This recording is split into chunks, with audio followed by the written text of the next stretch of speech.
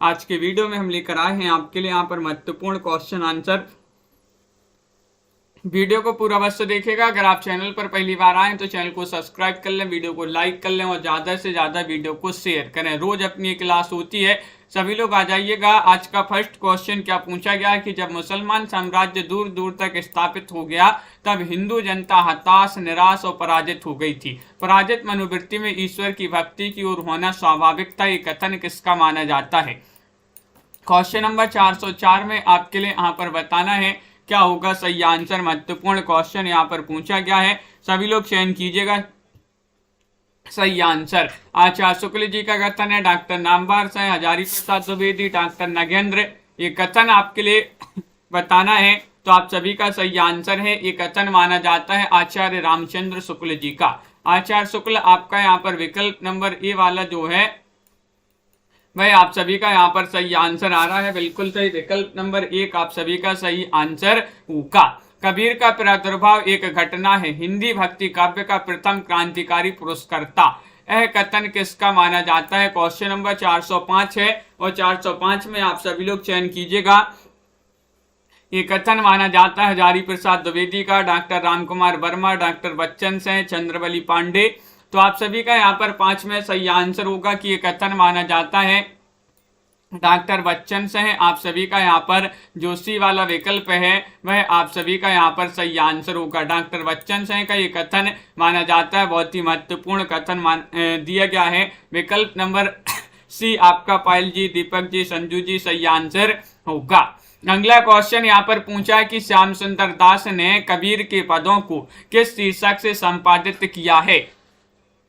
कबीर ग्रंथावली के नाम से, संत कबीर के नाम से, कबीर या फिर कोई नहीं। क्वेश्चन नंबर 6 है, बहुत ही महत्वपूर्ण क्वेश्चन यहाँ पर पूछा गया है और 6 का सही आंसर क्या होगा? श्याम सुंदर दास ने कबीर के पदों को किस शीर्षक से संपादित किया है? तो आप सभी का यहाँ पर सही आंसर आ रहा है। क्वेश्चन नंबर 6 में विकल्प नंबर आपका यहाँ पर 1 सही आंसर है, यानी कि कबीर ग्रंथावली आप सभी का यहाँ पर सही आंसर होगा। विकल्प नंबर 1 जिन्होंने भी यहाँ पर चयन किया है कबीर ग्रंथावली, उनका यहाँ पर सही आंसर है। बिल्कुल सही, विकल्प नंबर 1 आप सभी का यहाँ पर सही आंसर होगा। अगला क्वेश्चन यहाँ पर दिया गया है, क्वेश्चन नंबर आपसे यहाँ पर 7 पूछा कि कबीर की रचनाओं को धर्मदास द्वारा बीजक में संपादित कब किया गया? बताइएगा। क्वेश्चन नंबर 407 में आपको बताना है सन 1468 में, 1565 में, 1464 में, 1562 में। 407 में आप सभी का क्या होगा सही आंसर? चयन कीजिएगा। कबीर की रचनाओं को धर्मदास द्वारा बीजक में संपादित कब किया गया? 407 में आप सभी का सही आंसर है सन 64 में, 1464 में आपका सही आंसर है। विकल्प नंबर सी जो है वह आप सभी का सही आंसर होगा। विकल्प नंबर सी अमित जी, अंश जी सही आंसर होगा। बिल्कुल सही, बहुत बढ़िया। अगला क्वेश्चन यहाँ पर देखिएगा। क्वेश्चन नंबर आपसे यहाँ पर पूछा है बीजक में कुल रमयनियां है, कितनी रमयनियां है? बताइएगा।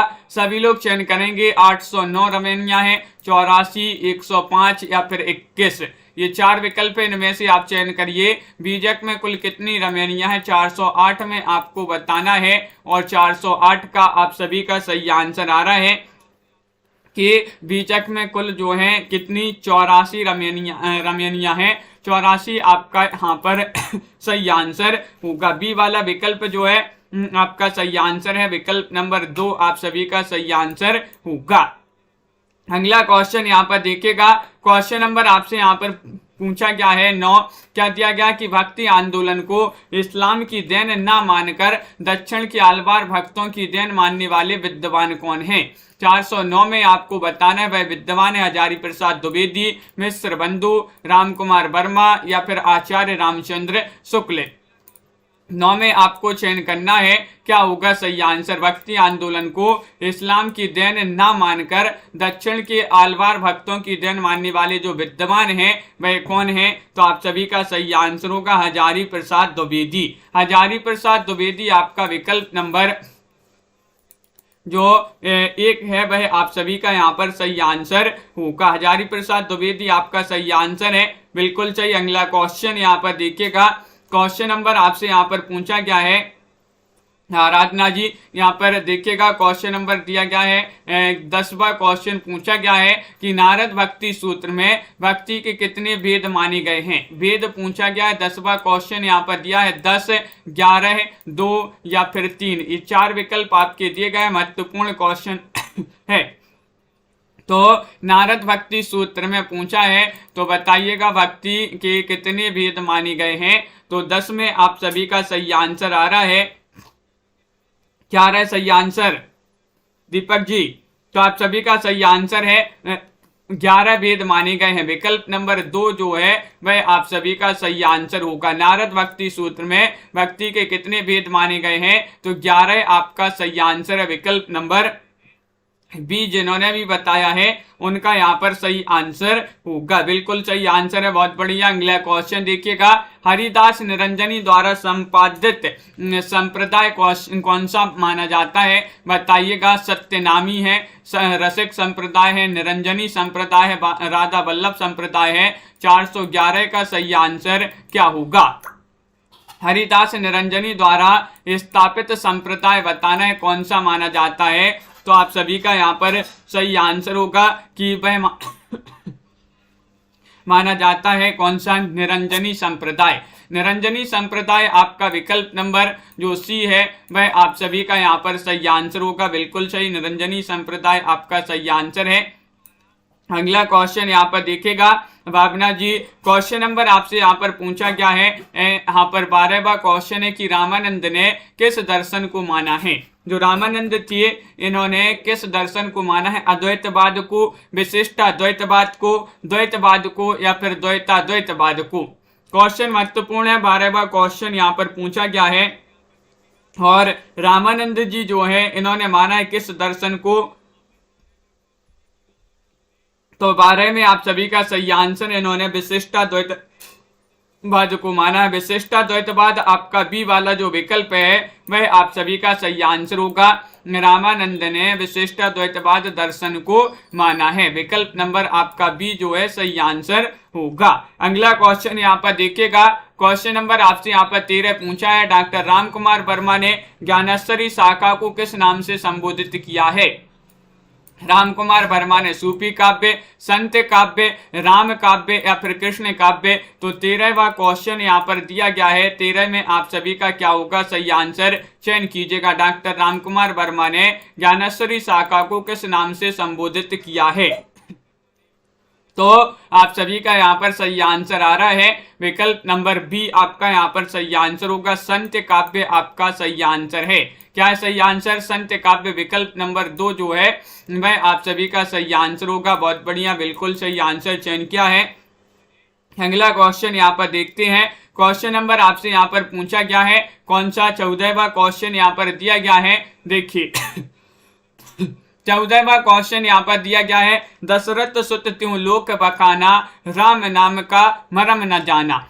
पद की रचनाकार कौन मानी जाती है? पद किनका माना जाता है? केशवदास, तुलसीदास, कबीर या फिर रामानंद?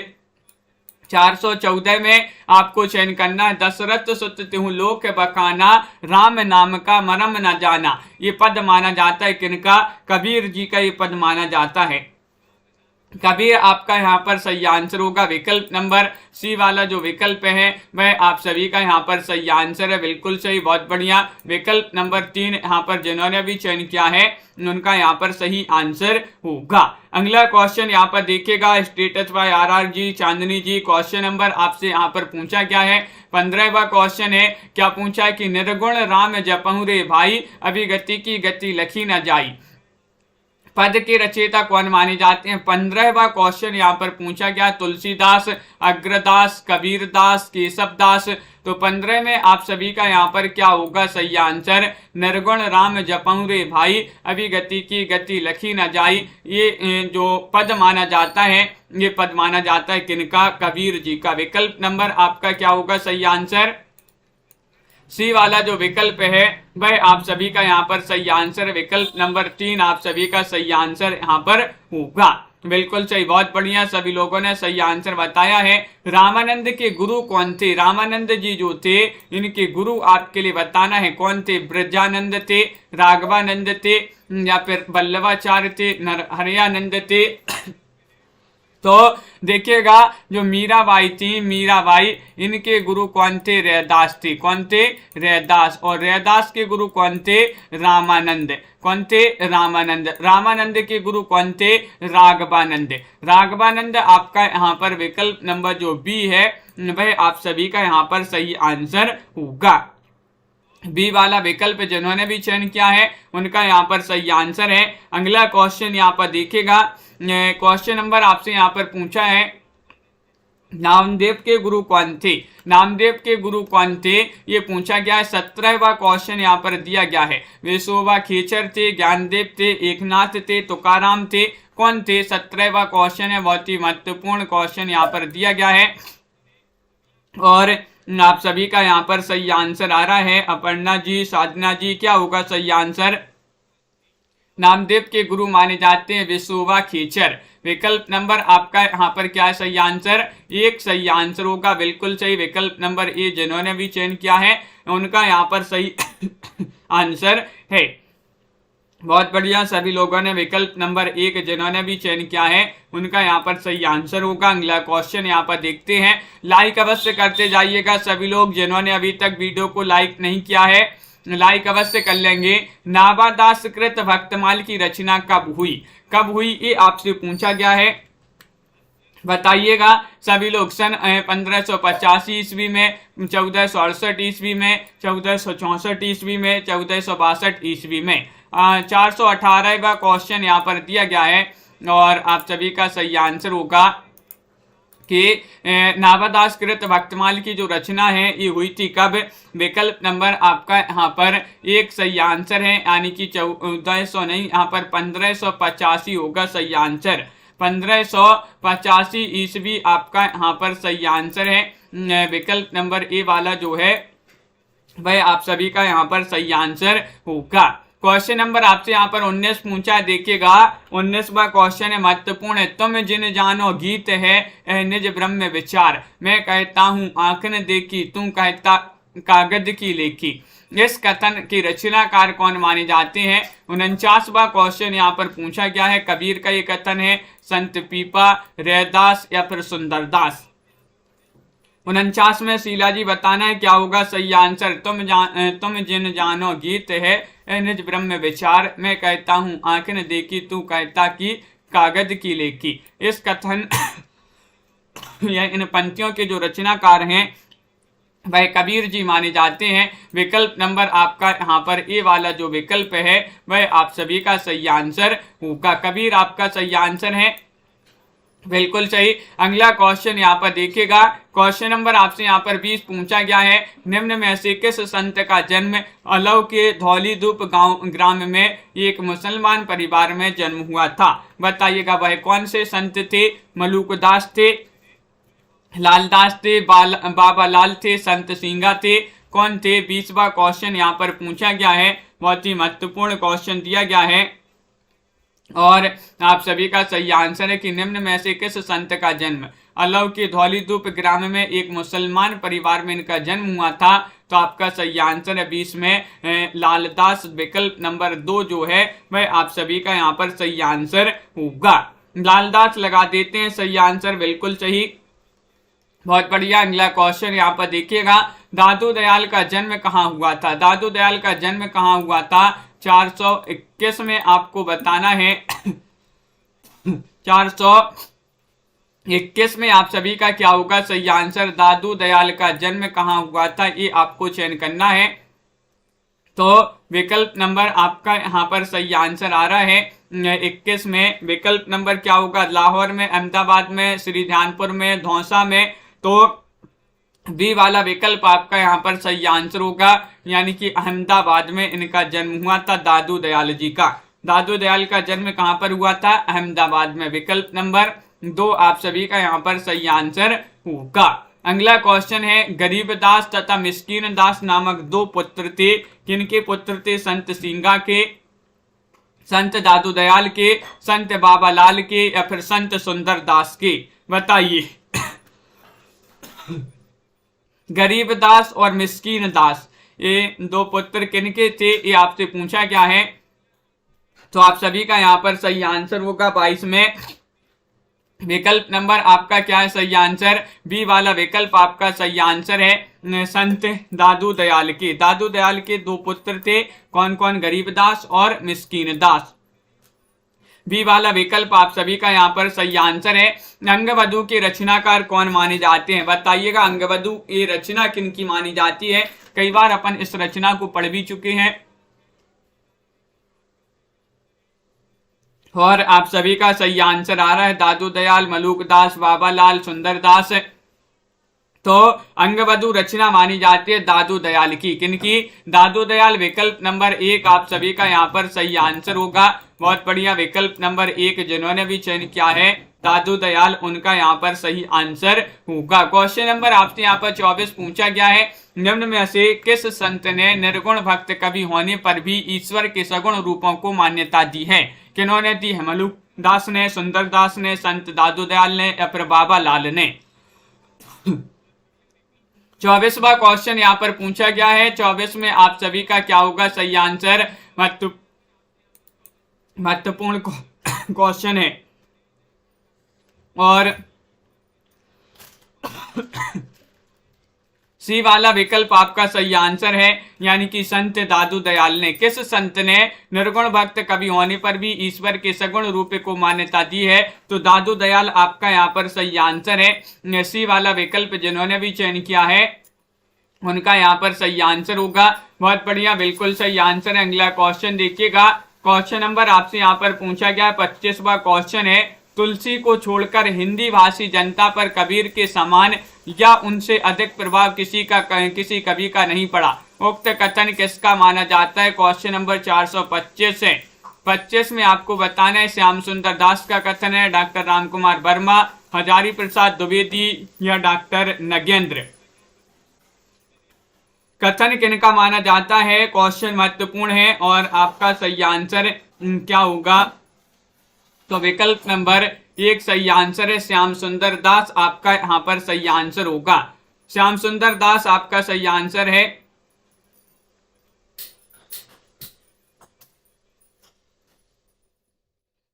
और आप सभी का यहां पर बिल्कुल सही आंसर आ रहा है। क्या है सही आंसर? श्याम सुंदर दास आपका सही आंसर है, बिल्कुल सही। श्याम सुंदर दास जी का ये कथन माना जाता है। अगला क्वेश्चन यहाँ पर देखिएगा। क्वेश्चन नंबर आपसे यहाँ पर पूछा गया है कौन सा? यहाँ पर 26वां क्वेश्चन दिया गया है कि सूफी काव्यधारा की प्रेम पद्धति भारतीय प्रेम पद्धति के अनुकूल ही है। ये कथन किसका माना जाता है? बताइए। क्वेश्चन नंबर 26 आपसे पूछा गया है सूफी काव्यधारा की प्रेम पद्धति भारतीय प्रेम पद्धति के अनुकूल ही है, ये कथन माना जाता है। हाँ दीपक जी, संजू जी, तो आप सभी का यहाँ पर सही आंसर है हजारी प्रसाद द्विवेदी, रामचंद्र शुक्ल, डॉक्टर नगेंद्र, राम कुमार वर्मा। तो क्वेश्चन नंबर 26 में आप सभी का यहाँ पर सही आंसर आ रहा है।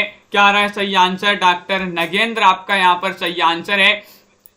सी वाला जो विकल्प है वह आपका यहाँ पर सही आंसर होगा। विकल्प नंबर 3 आप सभी का यहाँ पर सही आंसर है। बहुत बढ़िया, डॉक्टर नगेंद्र का ये कथन माना जाता है कि सूफी काव्यधारा की प्रेम पद्धति भारतीय प्रेम पद्धति के अनुकूल ही है। डॉक्टर नगेंद्र के अनुसार प्रथम सूफी रचना बताना है। डॉक्टर नगेंद्र के अनुसार बताना है तो चयन कीजिएगा।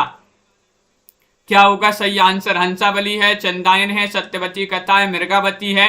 तो 427 में आप सभी का क्या होगा सही आंसर? डॉक्टर नगेंद्र के अनुसार पूछा गया है तो आप सभी का बिल्कुल सही आंसर आ रहा है कि वह मानी जाती है हंसावली। कौन सी मानी जाती है? हंसावली जो है विकल्प नंबर 1 वह आप सभी का सही आंसर यहां पर होगा। बिल्कुल सही कविता जी, कल्पना जी। हंसावली को जो है प्रथम सूफी रचना माना है किन्होंने? डॉक्टर नगेंद्र ने। और डॉक्टर हजारी प्रसाद द्विवेदी जो है द्वारा किस रचना को प्रथम सूफी रचना माना गया है? डॉक्टर नगेंद्र ने हंसावली को माना है। तो हजारी प्रसाद द्विवेदी ने किसे माना है? हंसावली को, सत्यवती कथा को, चंदायन को, मृगावती को।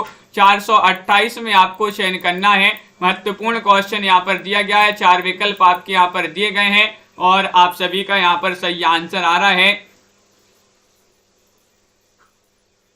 हाँ साधना जी, विकल्प नंबर बी आपका सही आंसर है, सत्यवती कथा। सत्यवती कथा विकल्प नंबर बी आपका सही आंसर है। सत्यवती कथा को माना है किन्होंने? हजारी प्रसाद द्विवेदी ने प्रथम सूफी रचना। बी वाला विकल्प जिन्होंने भी चयन किया है उनका सही आंसर है, शेख नबी से प्रेम गाथा परंपरा समाप्त समझनी चाहिए। यह कथन किसका माना जाता है? रेवंत जी बताइएगा। बहुत ही महत्वपूर्ण कथन यहाँ पर दिया गया है। क्वेश्चन नंबर आपसे 29 पूछा गया है, डॉक्टर नगेंद्र का कथन है, आचार्य शुक्ल जी का कथन है, गणपति चंद्र गुप्त का कथन है, बच्चन सिंह का कथन है। तो आप सभी का यहाँ पर सही आंसर आ रहा है। क्वेश्चन नंबर 29 में रामचंद्र शुक्ल आपका सही आंसर होगा। शेख नबी से प्रेम गाथा जो परंपरा है समाप्त समझनी चाहिए, ये कथन माना जाता है आचार्य शुक्ल जी का। विकल्प नंबर बी आप सभी का यहाँ पर सही आंसर होगा। विकल्प नंबर 2 आप सभी का सही आंसर है। अगला क्वेश्चन यहाँ पर देखिए, जायसी के गुरु थे कौन थे, ये आपको बताना है। 430 में आप सभी का क्या होगा? शेख मोहिदी थे, शेख तकी थे, शेख मासूम थे, शेख निजामुद्दीन थे। तो 30वां क्वेश्चन यहाँ पर पूछा गया है, जायसी के गुरु कौन थे, ये आपके लिए बताना है। तो आप सभी का सही आंसर आ रहा है। तो विकल्प नंबर आपका यहाँ पर आपका जो 1 है वह आप सभी का सही आंसर होगा। 1 आपका सही आंसर होगा, बिल्कुल सही, बहुत बढ़िया। यहाँ पर विकल्प नंबर 1 आपका सही आंसर है, शेख मोहिदी आपका सही आंसर होगा। निम्न में से आपको 31 में बताना है कि किस रचना के उपनायक उपनायिका ताराचंद और प्रेमा है। ये तो सभी से बन जाएगा, बता दीजिएगा। महत्वपूर्ण क्वेश्चन है, मधुमालती, मृगावती और ज्ञानदीप या फिर रूप मंजरी। यहाँ पर मृगावती लिखा है, बताइए। 31वां क्वेश्चन यहाँ पर पूछा गया है, 31 में आप सभी का क्या होगा सही आंसर? तो आप सभी का सही आंसर होगा, निम्न में से किस रचना के उपनायक उपनायिका ताराचंद और प्रेमा है। तो 31 में आप सभी का सही आंसर है मधुमालती। विकल्प नंबर 1 जो है वह आप सभी का यहाँ पर सही आंसर होगा। तो विकल्प नंबर 1 आपका यहाँ पर सही आंसर है, मधुमालती सही आंसर है। अगला क्वेश्चन यहाँ पर देखिएगा, क्वेश्चन नंबर सुनैना जी यहाँ पर दिया गया है। 32वां क्वेश्चन पूछा गया कि चंदाइन का मूल नाम लूर कहा या लूर कथा किसने माना है। 32 में आपको चयन करना है सभी के लिए। क्या होगा सही आंसर? 32 का सही आंसर क्या होगा? डॉक्टर परमेश्वरी लाल हैं, माता प्रसाद गुप्त हैं, मोतीलाल मेनारिया हैं, हरप्रसाद शास्त्री हैं, कौन माने जाते हैं? चयन कीजिएगा सभी लोग, बहुत सारे लोग हैं, लाइक करते जाइएगा सभी लोग जिन्होंने अभी तक लाइक नहीं किया। चंदाइन का मूल नाम लूर का या लूर कथा किसने माना है? तो आप सभी का सही आंसर है डॉक्टर माता प्रसाद गुप्त ने। डॉक्टर माता प्रसाद गुप्त आपका सही आंसर होगा। विकल्प नंबर बी जिन्होंने भी यहाँ पर चयन किया है उनका यहाँ पर सही आंसर होगा। अगला क्वेश्चन देखिएगा, क्वेश्चन नंबर यहाँ पर क्या पूछा गया है? क्वेश्चन नंबर आपसे यहाँ पर 43 पूछा है, प्रसंग पारिजात के रचनाकार कौन माने जाते हैं। 33वां क्वेश्चन यहाँ पर पूछा गया, प्रसंग पारिजात राधो दास हैं, चेतन दास हैं, अनंत दास हैं, प्रिया दास हैं, कौन माने जाते हैं? तो चयन कीजिएगा, बहुत ही महत्वपूर्ण क्वेश्चन यहाँ पर दिया गया है। क्या है सही आंसर? प्रसंग पारिजात के रचनाकार कौन माने जाते हैं? 33वां क्वेश्चन यहाँ पर दिया गया है और आप सभी का यहाँ पर सही आंसर होगा विकल्प नंबर बी यानी कि चेतन दास आपका सही आंसर होगा। चेतन दास आपका सही आंसर है, बिल्कुल सही, बहुत बढ़िया। बी वाला विकल्प जिन्होंने भी यहाँ पर चयन किया है उनका यहाँ पर सही आंसर होगा। अगला क्वेश्चन यहाँ पर देखिएगा, क्वेश्चन नंबर आपसे यहाँ पर 44 क्वेश्चन नंबर 34 है, क्या पूछा गया है? यहाँ पर दिया गया मलुक दास कृत रचनाएं बताना है। मलुक दास की रचनाएं कौन सी है ये चयन करना है। ज्ञानबोध है, ज्ञान परोक्षी है, या फिर विभवभूति है, या फिर विभव विभूति, रतन खान या उपयुक्त सभी। 34 में आप सभी के लिए चयन करना है, क्या होगा सही आंसर? चयन कीजिएगा, महत्वपूर्ण क्वेश्चन यहाँ पर दिया गया है और आप सभी का सही आंसर है राजन जी, दीपक जी, क्या होगा सही आंसर? सभी लोग बता रहे हैं कि यहाँ पर उपर्युक्त सभी लगा दीजिएगा। विकल्प नंबर डी में सही आंसर। उपर्युक्त सभी जो रचनाएं दी गई हैं, ज्ञानबोध, ज्ञान परोक्षी, विभव विभूति, रतन खान, उपर्युक्त सभी रचनाएं मलुक दास की रचनाएं मानी जाती हैं। विकल्प नंबर डी आपका यहाँ पर सही आंसर होगा। सुंदरदास के गुरु कौन थे? सुंदरदास के गुरु,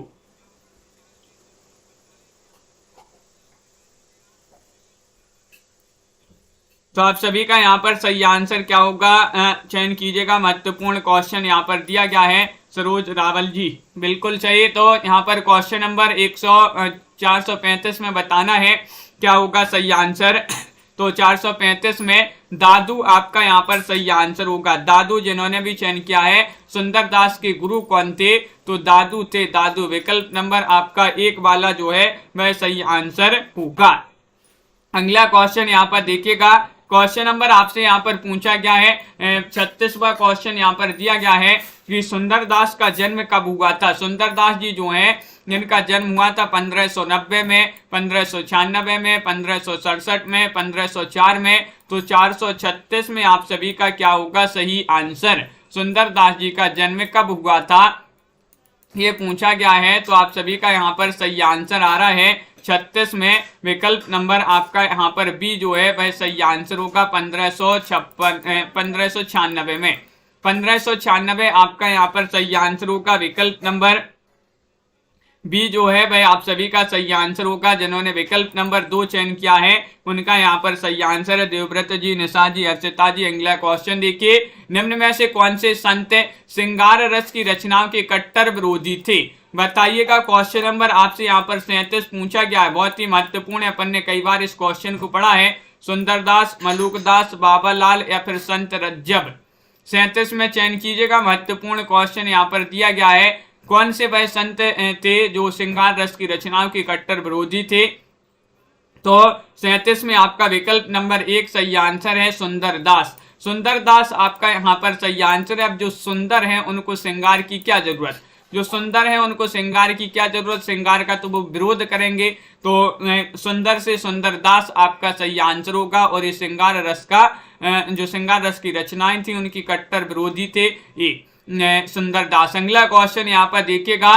क्वेश्चन नंबर 38 आपसे यहाँ पर पूछा गया है। नानक देव की रचनाओं को एकत्रित करने का श्रेय किसको जाता है? गुरु अमरदास को, गुरु अंगद को, गुरु रामदास को या फिर गुरु अर्जुन देव? 38 में आपको चयन करना है। क्या होगा सही आंसर?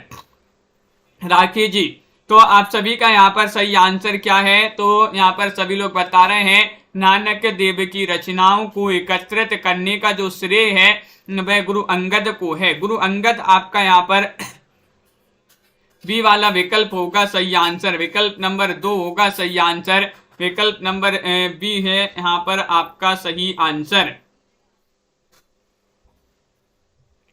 नानक देव की रचनाओं को एकत्रित करने का श्रेय किसको है?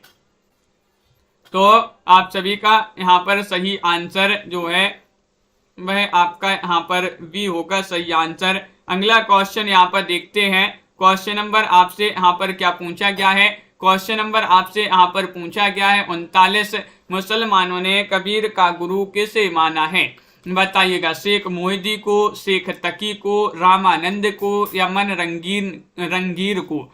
क्वेश्चन नंबर 39 है। 39 में आपके लिए चयन करना है। महत्वपूर्ण क्वेश्चन यहाँ पर दिया गया है और आप सभी का क्या होगा सही आंसर? क्वेश्चन नंबर 39 में चयन कीजिएगा। मुसलमानों ने कबीर का गुरु किसे माना है ये आपसे यहाँ पर पूछा गया है। तो शेख तकी को आपका विकल्प नंबर बी जो है वह आप सभी का सही आंसर होगा। शेख तकी आपका सही आंसर है। बिल्कुल सही। अगला क्वेश्चन यहाँ पर देखिएगा। क्वेश्चन नंबर यहाँ पर 40 पूछा गया है। जो यहाँ पर पूछा है जो नर दुख में दुख ना जाने पंक्ति के रचयिता कौन माने जाते हैं? बताइए। तो क्या है सही आंसर? जो नर दुख में दुख ना जाने पंक्ति मानी जाती है नानक देव की, गुरु अंगद की, गुरु गोविंद सिंह या फिर गुरु अर्जुन देव की? तो आप सभी का यहाँ पर क्वेश्चन नंबर 40 में सही आंसर आ रहा है कि ये पंक्ति मानी जाती है किनकी? नानक देव की। नानक आपका सही आंसर होगा। राजीव जी, नानक देव जी जो हैं उन्हीं की पंक्ति मानी जाती है कि जो नर दुख में दुख ना माने। विकल्प आपका एक सही आंसर होगा। अगला क्वेश्चन है संत दादू दयाल के गुरु कौन थे। अब दादू दयाल के गुरु पूछा गया, गुरु वृद्ध भगवान थे, रामानंद थे, मन रंगीर थे, रामानुजाचार्य थे। बताइएगा, चयन कीजिएगा। लाइक अवश्य कर लेंगे सभी लोग जिन्होंने अभी तक लाइक नहीं किया है। क्वेश्चन महत्वपूर्ण है और आप सभी का यहाँ पर सही आंसर आ रहा है कि जो नर दुख में हाँ, यहाँ पर पूछा है आपसे संत दादू दयाल की गुरु पूछा गया है, गुरु कौन थे, तो आप सभी का गुरु जो थे वह थे गुरु वृद्ध भगवान। कौन थे? गुरु वृद्ध भगवान थे। विकल्प नंबर 1 आपका यहाँ पर सही आंसर होगा। अगला क्वेश्चन यहाँ पर देखिएगा, क्वेश्चन नंबर आपसे यहाँ पर 42 पूछा गया है। क्या दिया गया है? भक्ति परंपरा को उत्तर में लाने वाले कौन थे? भक्ति परंपरा को उत्तर में लाने वाले कौन थे? वल्लभाचार्य थे, रामानंद थे, रामानुजाचार्य थे, गोकुलनाथ थे। तो आप सभी का यहाँ पर सही आंसर क्या होगा? चयन कीजिएगा। ये क्वेश्चन अपन ने कई बार पढ़ा है। भक्ति परंपरा को उत्तर में लाने वाले जो थे वह कौन थे? तो आप सभी का सही आंसर होगा रामानंद। विकल्प नंबर बी जो है वह आप सभी का यहाँ पर सही आंसर होगा। रामानंद आपका सही आंसर लगा दिया यहाँ पर, बिल्कुल सही। अगला क्वेश्चन यहाँ पर देखिएगा, क्वेश्चन नंबर आपसे यहाँ पर 43 पूछा गया है। आचार्य शुक्ल ने किस रचना को प्रेमाख्यानिक परंपरा में स्थान नहीं दिया है? वह रचना आपके लिए चयन करना है। कौन सी वह रचना? अनंत जी चयन कीजिएगा। ईश्वर दास कृत सत्यवती कथा, उस्मान कृत चित्रावली, नूर मोहम्मद कृत इंद्रावती, शेख नबी कृत ज्ञानदीप। 43 में चयन कीजिएगा। आचार्य शुक्ल ने किस रचना को प्रेमाख्यान परंपरा में स्थान नहीं दिया है? तो आप सभी का यहाँ पर 43 में विकल्प नंबर 1 सही आंसर होगा। ईश्वर दास कृत सत्यवती कथा को, ईश्वर दास कृत सत्यवती कथा, ये वाला जो विकल्प है विकल्प नंबर 1 वह आप सभी का यहाँ पर सही आंसर होगा। अगला क्वेश्चन देखिएगा, क्वेश्चन नंबर आपसे यहाँ पर 44 पूछा गया है कि मंजनकृत मधुमालती में राजकुमार मनोहर कहाँ का रहने वाला था? जो राजकुमार मनोहर थे ये कहाँ के रहने वाले थे? बताइएगा। कालिंजर के, कनेसर नगर के, रूपनगर के या फिर कंचन नगर के? तो क्या होगा सही आंसर? मंजनकृत मधुमालती। मधुमालती में जो राजकुमार मनोहर थे, राजकुमार मनोहर ये कहाँ के रहने वाले थे? ये पूछा गया। बहुत ही महत्वपूर्ण क्वेश्चन है। 44वां क्वेश्चन यहाँ पर दिया गया है और 44 में आपका सही आंसर होगा कनेसर नगर के। कनेसर नगर आपका यहाँ पर जो बी वाला विकल्प है वह आप सभी का यहाँ पर सही आंसर होगा। विकल्प नंबर 2 आपका यहाँ पर सही आंसर है कनेसर नगर। अगला क्वेश्चन यहाँ पर देखिएगा, क्वेश्चन नंबर आपसे यहाँ पर 45 पूछा गया है। हिंदू हृदय मुसलमान हृदय आमने सामने करके अजनबीपन मिटाने वालों में इन्हीं का नाम लेना पड़ेगा। जायसी के संबंध में उपयुक्त कथन किसका माना जाता है? और अगर पूछा जाए ये कथन किसके संबंध में, तो जायसी जी के संबंध में ये कथन कहा गया है। किनका कथन है? आचार्य शुक्ल का, डॉक्टर रामकुमार वर्मा, हजारी प्रसाद द्विवेदी या फिर डॉक्टर नगेंद्र। हिंदू हृदय और मुसलमान हृदय आमने सामने करके अजनबीपन मिटाने वालों में इन्हीं का नाम लेना पड़ेगा। तो आप सभी का सही आंसर एक कथन माना जाता है आचार्य शुक्ल जी का, आचार्य रामचंद्र शुक्ल। विकल्प नंबर आपका 1 जो है वह यहाँ पर सही आंसर होगा। बहुत बढ़िया, बिल्कुल सही। अगला क्वेश्चन यहाँ पर देखिएगा, क्वेश्चन नंबर आपसे यहाँ पर 40 पूछा गया है। किस रचना की नायक नायिका प्रेम सोम और रंभा है? ये आपको बताने 440 में क्या होगा सही आंसर? 440 में आप सभी लोग चयन करेंगे रसरतन के, इंद्रावती के, ज्ञानदीप के, कथा मोहिनी के। बताइएगा किस रचना की नायक नायिका सोम और रंभा थे? तो आप सभी का कंचन जी और आप सभी का यहाँ पर सही आंसर आ रहा है रस रतन। विकल्प नंबर 1 जो है वह आप सभी का सही आंसर होगा। रस रतन के जो नायक नायिका सोम और रंभा माने जाते हैं, विकल्प नंबर ए वाला जिन्होंने भी चयन किया है उनका यहाँ पर सही आंसर होगा। अगला क्वेश्चन यहाँ पर देखिएगा, क्वेश्चन नंबर आपसे यहाँ पर पूछा क्या है? 47वां क्वेश्चन है।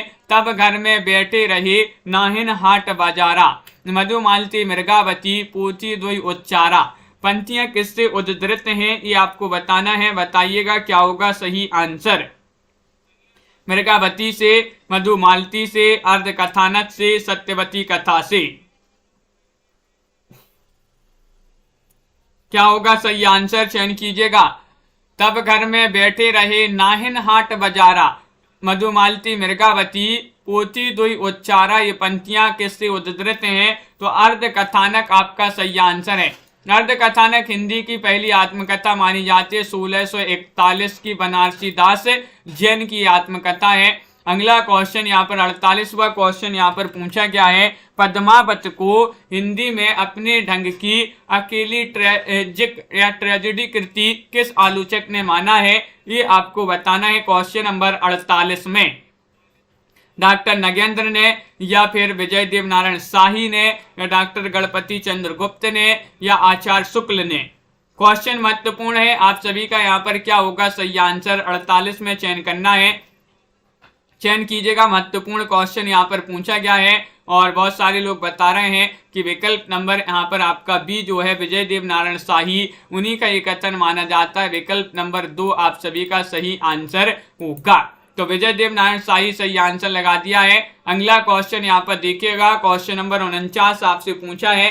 भक्ति आंदोलन को ईसाई धर्म की प्रभाव स्वरूप विकसित किसने माना है? वह बताइएगा। 49 में कौन है? ग्रियर्सन है, रामचंद्र शुक्ल है, हजारी प्रसाद द्विवेदी हैं, आबिद हुसैन है। तो भक्ति आंदोलन को ईसाई धर्म के प्रभाव स्वरूप विकसित किसने माना है? तो आप सभी का यहाँ पर सही आंसर आ रहा है, ये माना है किन्होंने? बहुत बढ़िया, सभी लोगों ने विकल्प नंबर 1 बताया है कि ग्रियर्सन यहाँ पर लगा दीजिएगा सही आंसर। जॉर्ज ग्रियर्सन आपका यहाँ पर सही आंसर होगा। विकल्प नंबर 1 आपका सही आंसर है। अगला क्वेश्चन है, देव विषय कृति का नाम ही भक्ति है, ये कथन किसका माना जाता है? भरत मुनि का कथन है, मम्मट का कथन है, पंडित जगन्नाथ का कथन है, या फिर कुंतक का कथन है? किनका कथन माना जाता है? देव विषयक रति का नाम ही भक्ति है, ये कथन माना जाता है किनका? तो 50 में आप सभी का विकल्प नंबर जो यहाँ पर बी आ रहा है वह आप सभी का सही आंसर होगा। मम्मट का ये कथन माना जाता है। किनका कथन माना जाता है? मम्मट का कथन। विकल्प नंबर बी वाला आप सभी का सही आंसर यहाँ पर होगा। बिल्कुल सही, बहुत बढ़िया। इस प्रकार के जो है बहुत ही महत्वपूर्ण क्वेश्चन थे। तो आज के वीडियो में बस इतना ही। सभी लोग वीडियो को लाइक कर लें, चैनल को सब्सक्राइब कर लें और ज़्यादा से ज़्यादा वीडियो को शेयर करें। बहुत सारे लोगों ने अभी तक लाइक नहीं किया है, जल्दी से लाइक कर लीजिएगा। रोज आपके लिए क्लास लाई जाती हैं, तो सभी लोग जुड़िएगा।